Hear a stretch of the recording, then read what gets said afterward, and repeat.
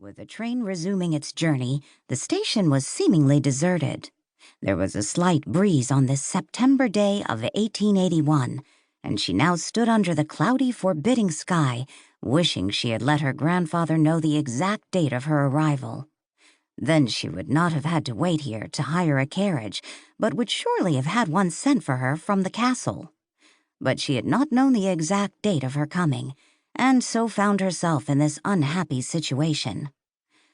"Another carriage be comin' by soon," the surly man told her. "I be livin' at opposite end of the village." She knew he was offering an excuse for not taking her, and guessed that his promises of another carriage on its way could not be taken too seriously. The events of the past few months had given her a new determination, and she faced the coachmen bravely. "I have had a long and tiring train journey," she said, "and it is urgent that I get to my grandfather's house as soon as possible. Do oblige me by taking me." The sullen one stared at her for a long moment, and then settled the matter by going over to her bags and beginning to pile them aboard the carriage. She was sure she heard him muttering angrily to himself, but paid no attention to this. She had won her point, and that was victory enough. When he'd finished with the bags, he stood to one side for her to step up into the carriage. She accepted his offered hand of assistance with a smile, and in a moment they were on their way. So she had won another battle.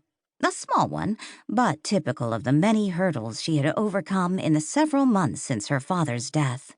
That bleak day in far-off Philadelphia seemed ages ago now. So much had happened since. With a single event, she had been exiled from the security she had known all her life and forced to fend for herself. Not that she had known any great luxury in her childhood or the years following, but she had always understood her mother was a great lady, although to her she was only a fading memory of a wan, smiling woman reaching out her arms from the hospital bed in which she lay to hug her. The hug had been interrupted by a severe coughing spell on the frail woman's part, and as flecks of blood came to her lips, Jan's father had rushed Jan out of the small, shabby room. Jan had never seen her mother alive again, although she treasured the blurred tintype with its reproduction of a winsome, smiling girl that was the only likeness of her she had. Her artist father had been a gentleman who had never truly recovered from her mother's death, so he transferred all his devotion to her, and although his earnings were often meager, he managed to educate her properly, have her taught music, and did this proudly without any help from his wife's wealthy family in Britain. Jan knew her mother had been disowned when she ran off to America to marry her art teacher, and had heard tales of her grandfather being a cruel tyrant who ruled his family with an iron hand. She'd never thought of trying to contact him until her father's fatal illness. "It was your mother's wish if you ever faced being left alone, you should contact your grandfather and return to Phantom Manor," he told her.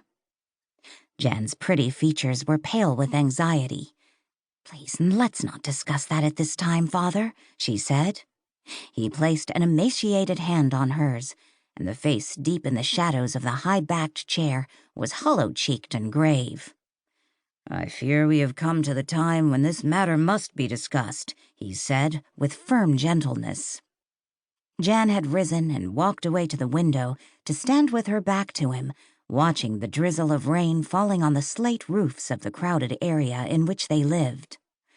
All her prospects now seemed as bleak as this day. Without turning, she said, "I do not want to write my grandfather after the way he's treated Mother and all of us." "He is a very old man now," her father went on quietly. "You must not judge him too harshly. Although he is a man of violent temper, he has had many unhappy events to harass him. No doubt they embittered his character." Jan wheeled around to stare accusingly at her father. "But you have always spoken of him as a cruel man who brought on most of his own troubles." Her father smiled wanly. "Let us admit I am apt to be prejudiced in my views, but now I can see another side to it. He was left a widower soon after your mother was born. There was the bitter